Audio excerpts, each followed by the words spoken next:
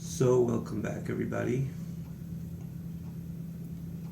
We're contemplating if we should make the effort to, in other words, the objective to conclude the chapter we're holding. This is really exciting because there's something about a siyum. There's something about a siyum you don't take note of it, sensation and the emotionally, psychologically, till you actually come to the siyum.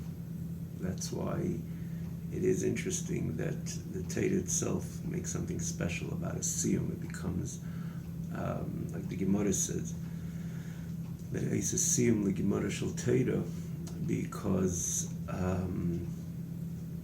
it is something grand. It becomes really even a sort of mitzvah, as we know, when you do a siyum on a Gemara. But you don't feel that sensation of a siyum until you actually come to the end. It's something like a magical insert or infusion. And I think it comes from above. That's why it makes it so special. It's not because I concluded something, it's because it's a Torah. There's something very special about a siyum. So we're holding towards the end of the Likutei Amarim, which is the main part of Tanya. We know the Tanya, there's the 5 halakim, which, by the way, we'll just mention, Be'ezus Hashem, we're looking forward as we conclude this part. We're going to, Be'ezus Hashem, immediately start the second part, which is Be'ezus Hashem Yisbarich, which is Shar Yichud B'Emunah. Very, very insightful prokim, insightful messages come through that Shar Yichud B'Emunah, very insightful and very fundamental to our emunas Hashem and our achdus Hashem, or Shema Yisrael, Hashem Elokeinu, Hashem Echad, Min Baruch Shem Kveid Machosel and Void. Extremely fundamental, and again, it's the second part. Likutei Amarim will always remain. It would always remain the center part. When you say Tanya, you usually refer to Likutei Amarim, and nonetheless, again, there's the Shaykh Memuna, Igeres HaTshuva, each one with its great, enormous virtue and value on its own. And there's this 5 Sfarim we mentioned a few times: Likutei Amarim, Shaykh Memuna, Igeres HaKedesh, Igeres HaTshuva, Igeres HaTshuva, Igeres HaKedesh, and Kuntras Achrin. But Likutei Amarim remains in the main, the center, not only because it's quantity, it's the significant majority of the Sefer, but generally we say Tanya, it's usually referring to Likutei Amarim, and we're holding towards the end. So back to what I was saying, I don't know if we're holding really towards the end. Maybe this will be the siyum, will be zeicha. I would say maybe we will merit that this will be the siyum and of this Likutei Amarim. But we're not. I just was thinking the material itself. In other words, the amount of material is not that much. We could make the siyum, but nonetheless, better to learn it well. And if we have to make the siyum the next week, Be'ezus Hashem, Haba Leinu L'Teva.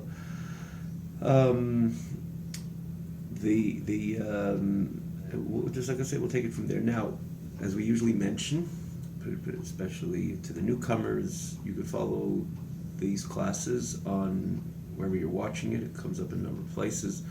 You have the original website is the TanyaOnline.com, one word, Tanya Online, and you can see all of these previous classes on this very chapter. For that matter, it was quite intricate, if you will. So why repeat everything again, even as we enter into the next few words, which is really directly connected to this message of the very last class. But I really ask you, I always have this difficulty. It's hard for me always to start just something just where it is, as you probably know by now. But I don't, conceptually I know that it's unfair that a class should be taken, even a part of the class should be taken to repeat what it's really, repeat even as an entryway into today's class, when you really have it online. It's a click away, the last class, as it's easy to find. In other words, it's on top of the scroll bar on the left side, the very last class, and you can get into it yourself. The class on this chapter, again, as we mentioned, the last 3 chapters of Tanya, Likutei Amarim, is a message on its own. You can see it then, and for that matter, all the other classes from the very beginning of Tanya. And the good thing again is with this website that you can easily follow the classes, because as it's built in a way that there's a separate scroll bar with the text, and that exists on all classes accordingly. So we will immediately begin, as is Hashem, we were holding Vigama Tluis B'Dibur Umachshava K'mei Talmud Torah U'Birchas Hamazon. So this is on page 148, the last chapter of Likutei Amorim, which is the 53rd chapter. You can see it also with the corresponding English text, which we would say it's about 2/3, just a bit over the second third of the Tanya, of this Perek. So the line in the original text, the line begins Maisius, but then the second word is we were holding the Gama Tluis B'Dibur Machshava. So the Rebbe there explains the advantage of the Taryag Mitzvah Torah, which that becomes the conduit through which the Shechina enters into Olam Hazeh. I'm trying to be careful not to take the time. Look, I'm tempted already to go back to the previous message. But we have to say it's something briefly we have to say. So the Shechina goes through the Kodesh HaKodashim. But when Chorah Beis HaMikdash, I'm working on myself over here, Chorah Beis HaMikdash, because it's really a click away. And even when you come to the shir, you want to go to any part of the shir, for example, this is towards the end, you can see where the Alter Rebbe was coming from. Just to move over just to get to the end of the class. Everything is seconds today, Baruch Hashem. And the way the Hashem allowed technology to serve its ultimate purpose in the utilization of time towards towards Avodas Hashem's service. The service of HaKadosh Baruch Hu. So the emphasis. So when Beis Hamikdash was destroyed, so Hashem only has the 4 cubits of halacha. So Torah, ultimately halacha Torah, that is what allows the Shechina to come into any step which is meant to enter ultimately to Olam Hazeh, to whatever the Malchus Asiya, or generally whatever Hashem has in mind and does go ahead and create. The Shechina, the divine energy, comes through precisely the 4 cubits of halacha in order to enter, and not only the spirit of the Shechina to enter, but in order everything to happen. This is what we said then, when the Shechina comes through, for example, the Kodesh HaKodashim of that particular Olam, again, as we learned in last week, just using the terminology, because again we explained this thoroughly in the last class, rather in previous classes. But when the Shechina has to come from the previous Olam, the energy, let's say Malchus the Bria, comes through the Kodesh HaKodashim of Malchus of Yitzira, which is Chacham Min Hadas of Elam Yitzira. That not only draws the energy into Elam Yitzira, but that makes everything in Elam Yitzira happen. Whatever Elam Yitzira stands for, the Neshama is the Malachim, and as he said before, for example, the Misham Nimshachat Tal'am, the Mishnayis Shalafanenu as an example. Because without the Shechina, nothing can exist. So it's not only the energy of the Shechina, which that comes along as well, but just the mere fact that things could be happening in Elam Yitzira, it is meant to come through the Kodesh HaKodashim, like the Alter Rebbe, the example the Alter Rebbe gave, that the nothing would function within the system of the human being if it didn't. The nefesh, in other words, the chayis, would not enter into the brain, which is the nerve system, and because it entered the nerve system, from there everything starts happening, and the energy starts finding its place again at the eye and the ear. And again, we mentioned the particular connection with the energy of the eye is different, distinct connection of the energy of the ear. Again, the nafshis connection, the soul connection, and that's. And it enters precisely the keli, the container, which is like the eyeball, and the audio energy, and enters the ear, and so on and so forth. But it must enter firstly into the nerve system, which is the brain, and from there everything evolves. And so too, when it comes into Olam, it has to go through the Kodesh HaKodashim of the Olam in order everything to happen. And so too, when it comes to Olam Asiyah, when we don't Rahman al-Islam have the Beis Hamikdash just for a short time, as it's Hashem, Sheyibon Beis Hamikdash b'mheira v'yameinu, particularly now, we're holding Chodesh Nisan, and in a very, very crucial time within Chodesh Nisan, certainly this is going to be a very big turnover that we will, Be'ez Hashem, we will see the Beis Hamikdash, Be'ez Hashem, B'Karev. But in the moments that there wasn't the Beis Hamikdash, Hashem says, Ein l'Kodesh Baruch Hu l'dal da'amas shel halacha. The 4 cubits of halacha, they become the conduit through which the energy of HaKadosh Baruch Hu comes through. And he adds that this is the slapshus machas datzilus machas the b'riya v'yitzira v'asiya. And again, we took time really why saying asiya, because apparently asiya doesn't see many things, especially when they contrasted the energy coming through the avoiding, so to say, that malchus dasiya before, that creates just oila milsaded yeta sarma moris. Just again, a few expressions. You have to go back to see what it means. This which we're noting at this time. And so, where is the virtue of this energy? If in the end of the day it's also going through asiya as well, he says no, it's not similar to the asiya which creates the trees, the stones, the grass, and everything else within this creation. It's the asiya is because the taryag mitzvah satayra, the significant majority of mitzvahs, once the Shekhinah is going through the Daled Ames Shel Halacha, which represents Torah, which is the significant majority of Torah, is about Olam HaSiyah. So, in other words, is reflected again in action. Hayom La'asaisam. This is the significant Rubon Kikulan. The significant majority of mitzvahs are mitzvahs Maisius. And so, when we say that the Torah is the conduit, the Daled Ames, the 4 cubits of halacha, is the conduit through it the Shekhinah comes down. So it needs that component of Asiya, again, as we explained and elaborated on the additional Asiya over here, over the Malchus B'Riya V'Yitzira, because Taryag Mitzvah Torah, Kulin He Mitzvahs Maisis, and this is where we pick up. And because, again, the significant majority of mitzvahs are mitzvahs Maisis. V'gam HaTlui is B'dibur, even this which is dependent in speech, U'machshav, and in thought. For example, learning Torah. What is the ikir mitzvah of Talmud Torah? To understand, to appreciate, to perceive this which you're learning. Because if you just open up a Gemara, Daf Gemara, or a Mishnais, and you just read it quickly, or not quickly, but you don't understand what you're reading, it's not called studying at all. Limud klal, the expression of the Pesachim, that it's not considered learning at all. There's one exclusion of Torah Shebiksav. That's why someone gets an Ali, you can make a bracha. But when it comes to Ali on the learning, it's about appreciating, it's about absorbing the information. It's about perceiving, understanding the information.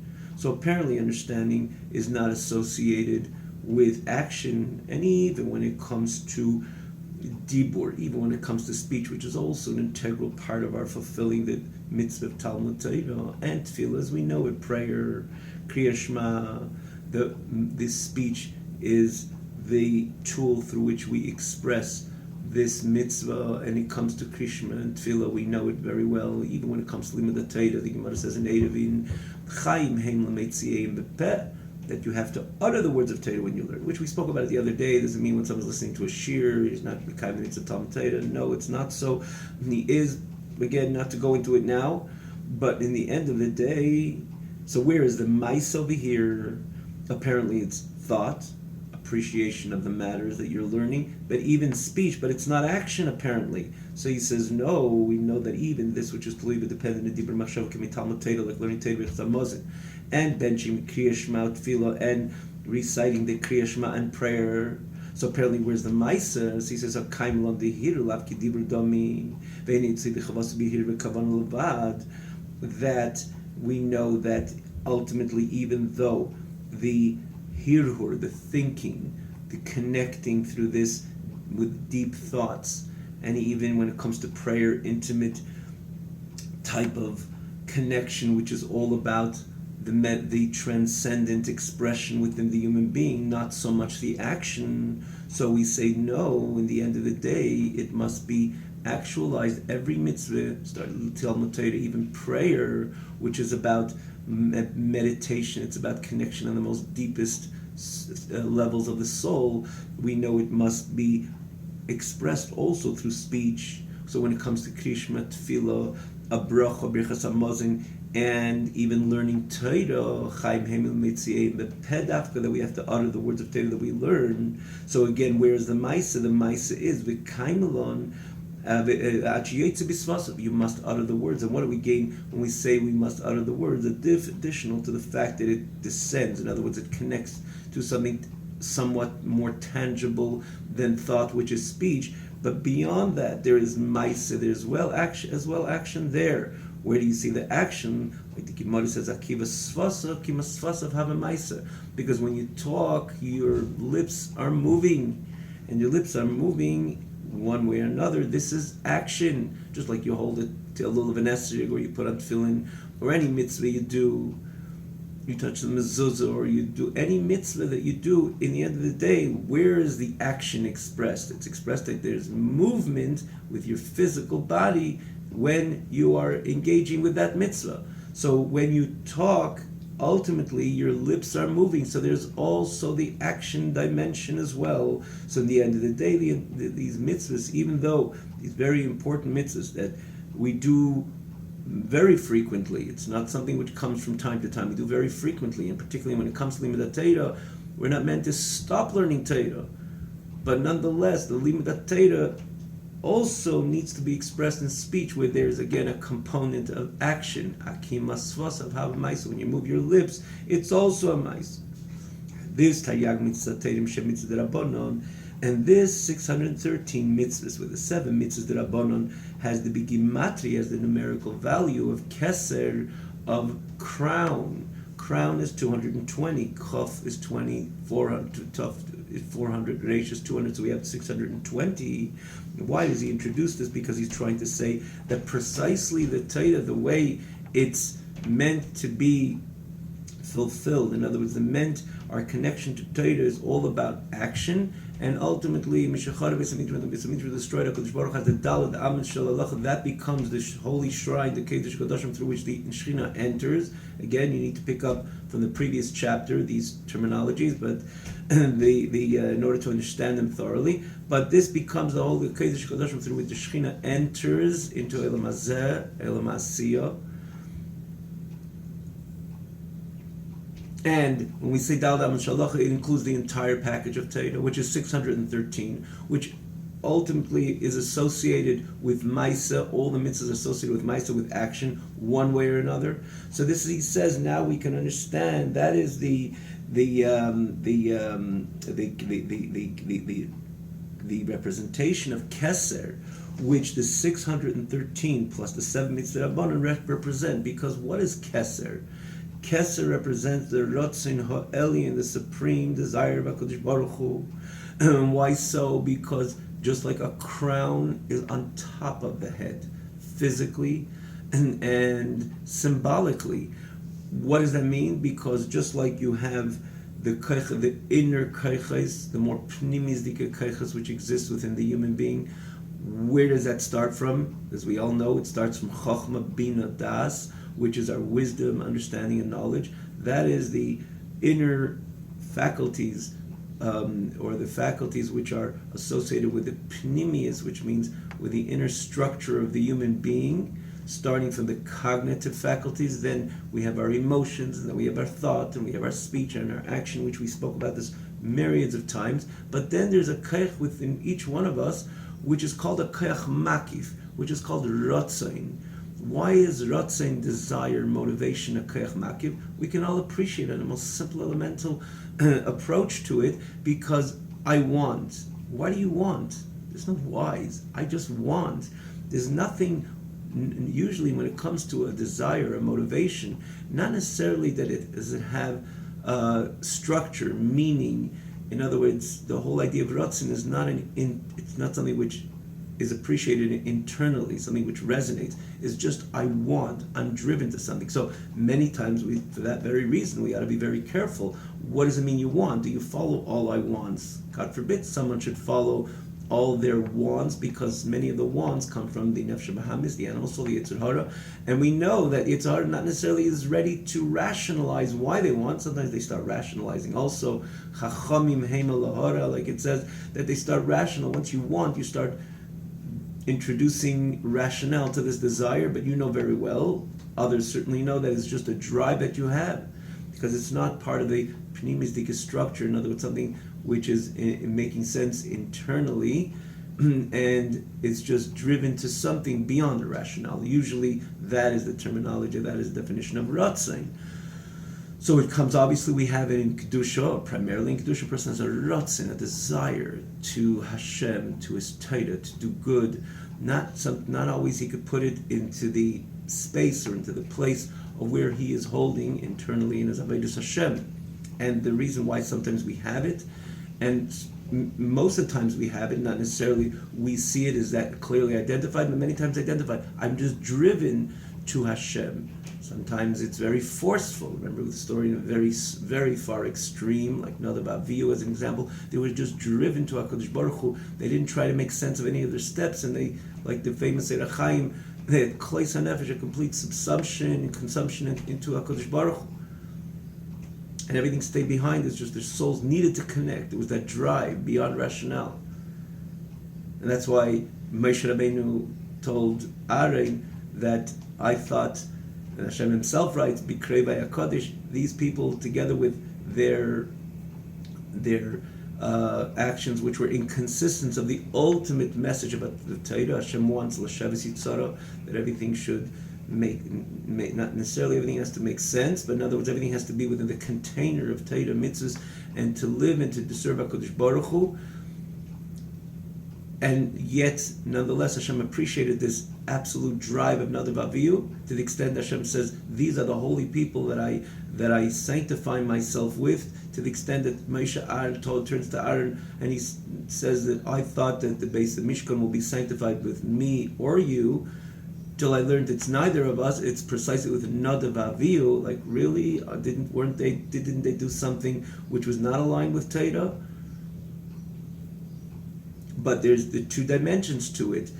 In the end of the day, there's the bigger picture. Hashem wants L'Shavas Yitzara, that everything should ultimately be contained, and we should be able to go on and serve HaKadosh Baruch Hu without being consumed into the reality of HaKadosh Baruch Hu. But the concept that a human being could be that driven to HaKadosh Baruch Hu is something extraordinary.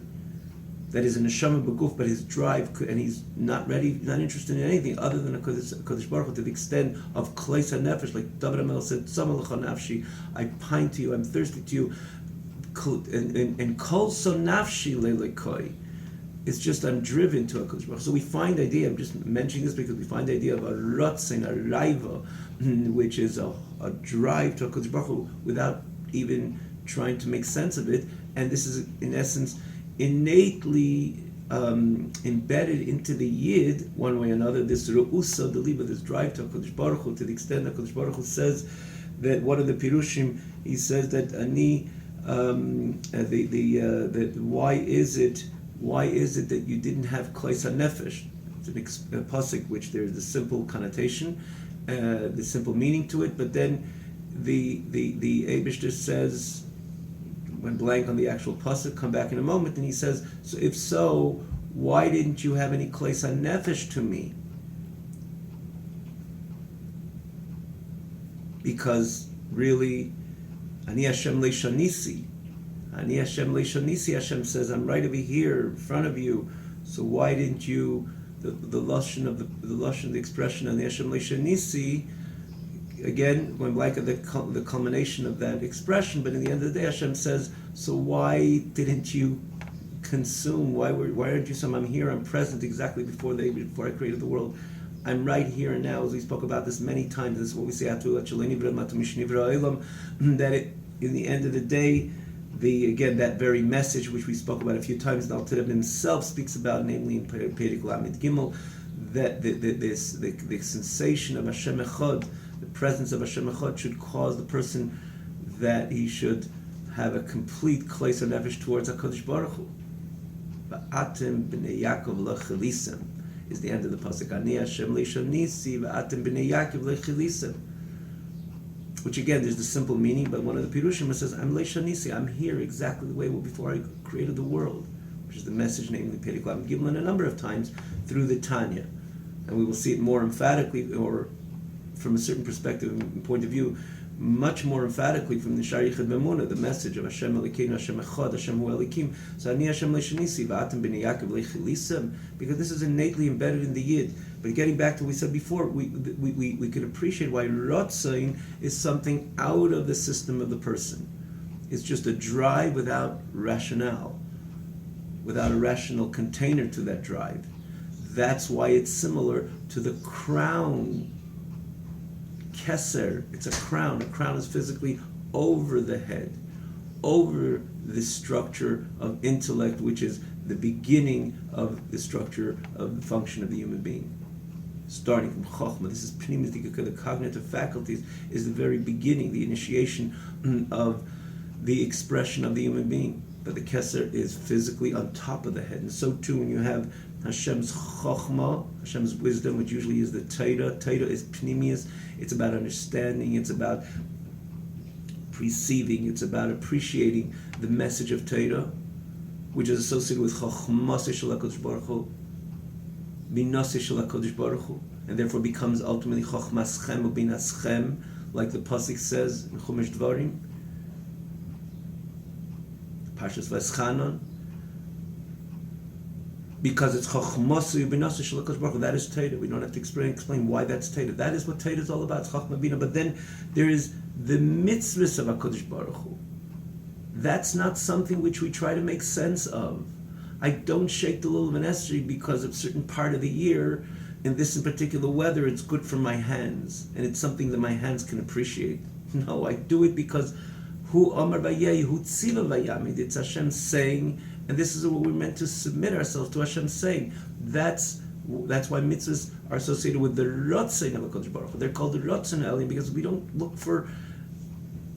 try to make sense of a mitzvah. From a page of Gemara, we try to make sense of the page of Gemara. It doesn't mean that it's only because I understand it, therefore I'll appreciate it and I will submit myself to its ultimate message, the message of the Gemara. And if it's a mitzvah the Gemara deals with, if it's an important Torah the Gemara deals with, it's not measured to how much I will understand or appreciate it, but the whole idea of limud Torah, it's about me appreciating, understanding it, and understanding it thoroughly. And one's going to say, oh, I don't understand so much. Oh, it's Hashem's Ratzain, I'm good to go, let me go further, or forget about that Taisis, Hashem's Ratzain, it's all good. That's not good. Limud Torah is about understanding, it's about appreciating, it's about perceiving the message in a way, and thoroughly, in depth and thoroughly, and every detail has to shine. If it's a Rashi, a Taisis, that's the way we're Mekayim the mitzvah of Torah. It's about Chokhmasei, Ubinaseh Shel HaKadosh Baruch Hu. But when it comes to a mitzvah about submission. You said I do. You told me to put on tefillin, I'm putting on tefillin. Told me shake the lulav and esrog, especially the mitzvahs which are called are formally categorized as chukim. Hashem says, don't ein lecha reshus laharech. Not only don't try to appreciate it intellectually, but ein lecha reshus, you don't even have the permission laharech, because this is rotzain. This is something which is Hashem's driven. In other words, it's something which Hashem decided. It's something that this becomes His desire. And therefore, we submit ourselves to the Ratzon Hashem. That's the idea of a mitzvah. It's not so much Chachmasi or Banasei, it's more Ritzoinei Shel HaKadosh Baruch Hu. It's the Ratzon of Hashem. So it's the Ratzon Elyon, the supreme Ratzon of HaKadosh Baruch Hu. HaMelubosh, which is invested b'Chachmasi Yisbarich, which is invested in Hashem's Chachma, Hashem's wisdom. Because as we learn Torah, we know much about Hashem's mitzvahs. So one way or another, they are compartmentalized. This is a mitzvah and this is Torah. But nonetheless, the entire Torah is full and is loaded with every part of Torah. If it's Torah Shebiksav, Torah Shebapeh, with the mitzvahs of HaKadosh Baruch Hu. And you learn about it in Torah Shebiksav, and then you open the Mishnah, and you open the Gemara, and you open the Yeshenim and Achreinim. You're dealing with the mitzvahs of Torah, but again, on the level of wisdom and a level of understanding. This is why the whole package of Torah is called Keser, because it begins with Ratzon HaElyon. Keser is the crown. We give this supreme desire of HaKadosh Baruch Hu. Part of that desire, in other words, there's the mitzvah component, and then the way the Ratzon HaElyon invests in Torah. You see, even halacha has that duality. In one hand, it's Torah, Daladam shel halacha, it's Torah, but conversely, it is the halacha of Torah, which tells us about the mitzvahs of Torah. How do we fulfill? How do we put on the tefillin? How do we keep Shabbos? How do we shake the lulav nesrig? And how the mezuzah is supposed to look, and the matzah, and so on and so forth. So this is the ratzon ha'elin ha'melubash, which is invested with chachmas yizbarach in the Eibishter's wisdom, Hashem's wisdom. But we know that they're all miyuchadis, they're all one and united and part of the infinity of HaKadosh Baruch Hu, blessed be He, b'tachlis hayichud, with the ultimate unity. Not to say, oh, this is the Ratzon Elyon. Okay, this is more Hashem, in other words, beyond rationale, connected like Lahavdil, when we see by the human being, what is closer to the nefesh? Closer to the nefesh is the Ratzon. It's just desire now. Depends what nefesh. The nefesh Bahamis has these wild Ritzaynais, if you will, just drive, because that's really the core of the Nefesh Bahamis, and so too the core of the Nefesh Elikis and the Tzad HaKdusha is about the drive to Elikus. It's more the core, or connected to the essence of the Nefesh, before the Nefesh comes down and takes its formation within the structure of the cognitive structure of wisdom, understanding, and knowledge, and then emotions, and then thought and speech and action. This is the core. This is the neshama, the way it's divested from the details of the keiches pnimim. This is the ratzin. There we can appreciate also lahavdil, when it comes to HaKadosh Baruch Hu, that the mitzvahs are connected to the infinite light of HaKadosh Baruch Hu. But what when it comes down into chachmas yizbarach, Hashem's chachma, okay, it's holy, it's divine, because it's Hashem's chachma, but that is Hashem's chachma. Apparently, it's not Hashem Himself. But we learned so many times from the very beginning of Tanya the expression "Hu ritzaynei b'chachmasei echad," that it's not like the way it is by a human being. That there's Him, and there's even His desire, very much close connected to Him, but nonetheless, it's a separate expression. And then there is the wisdom and the understanding and knowledge. That's not who it is, because many times you find him in a person that he has a nefesh and he doesn't have any chachma bina. Have no expression of wisdom, understanding, and knowledge as we know it. There's people who don't have any understanding of certain simple matters, even though they're healthy human beings. Because by the person attack, it's two different entities. There's who you are, there's the ratzin, even close to the nefesh, but nonetheless, it's an entity, and then you have your wisdom, your understanding, your knowledge, your thought, your speech, your action, and your emotion. These are all separate entities. Truly, they combine. They're murkov. They're combined. They become the one package of the complete human being. But nonetheless, these are separate expressions, separate entities, if you will. When it comes to HaKadosh Baruch Hu, we say no. Hu ritzaynei b'chachmasei echad. Hashem, His desire and His wisdom are one. So when you look at a mitzvah, even it's starting mitzvah, you could identify more, because a mitzvah is ratzain Hashem, ratzain Elim. But you say no, this ratzain is me, Aneichi, Hashem Aleikecha. When Hashem gave that, He said, I'm putting my whole entire self into the mitzvahs and into the Torah that you're going to learn. Because it's not separate, it's hu v'chachmasei, ritzayin v'chachmasei echad. When you look at a mitzvah, this is the Achdus Hashem, the full manifestation of the oneness of HaKadosh Baruch Hu, blessed be He. And more so, even when it comes to chachmasei yizbarach, which is Torah, Aneichi Hashem Aleikecha, and Hashem placed His Aneichi in every word of Torah. So when you learn Torah, it's not only connecting to the wisdom of Hashem, which is a great connection, the wisdom of HaKadosh Baruch Hu, but it's beyond that. You're connected to the infinite light of HaKadosh Baruch Hu, blessed be He Himself, because Hu v'chachmasei ritzaynei echad.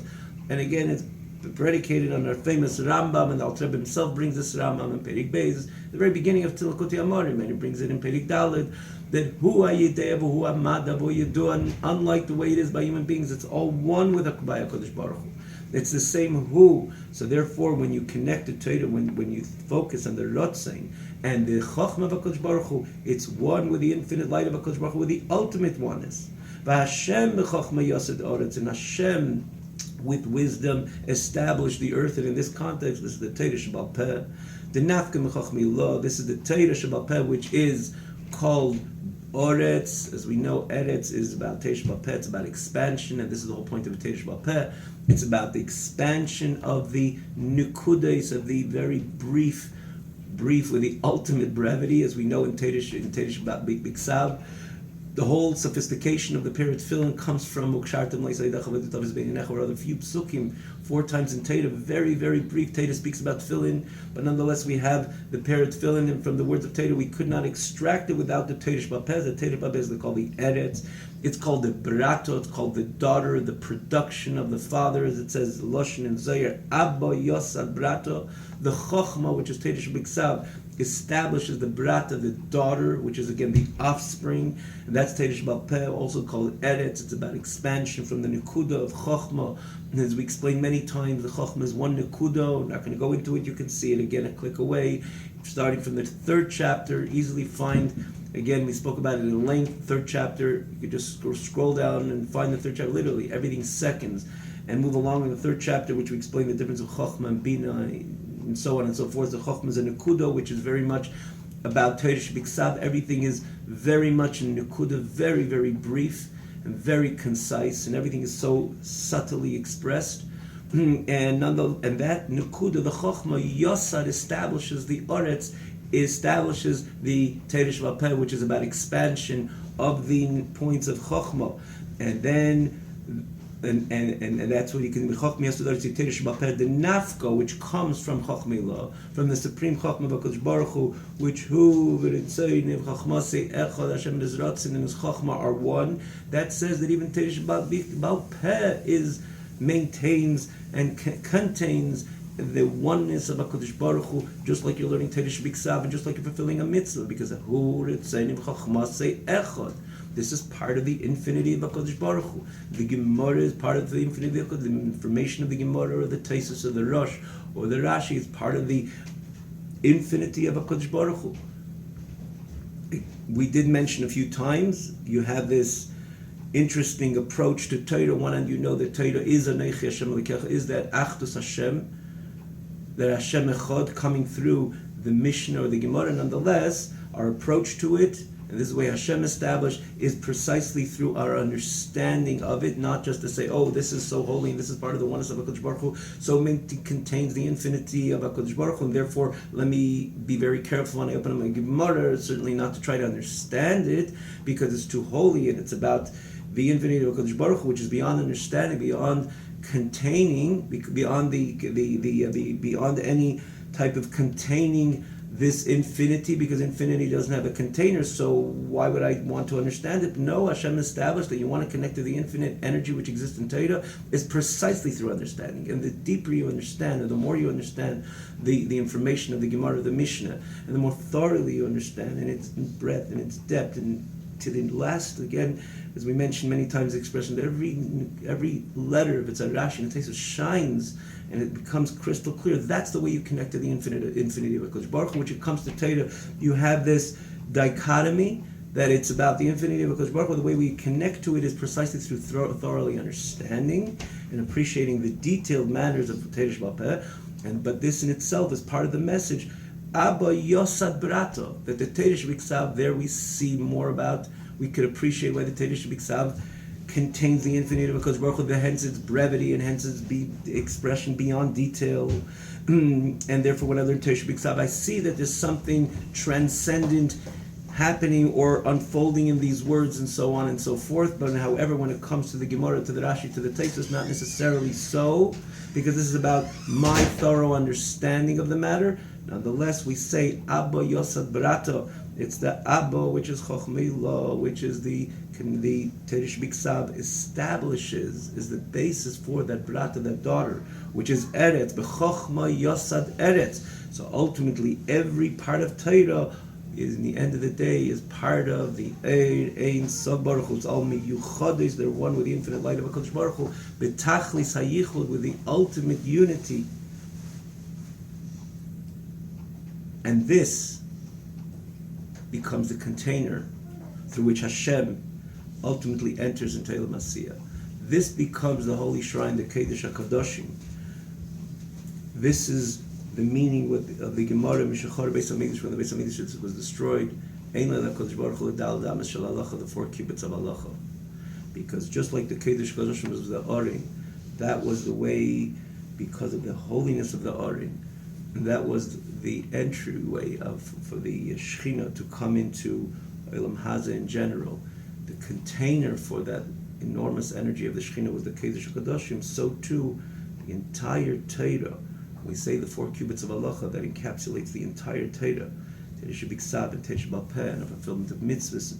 As he says over here, that's why he emphasizes through Maisa, the Eilam Asiyah rather, because in the end of the day, the significant majority of the Torah mitzvahs, which is the Ratzon HaElyon, this again, this enormous energy of the Elokus, ultimately passes through, or the ultimate container for this energy is the Torah and the mitzvahs, the way we know it.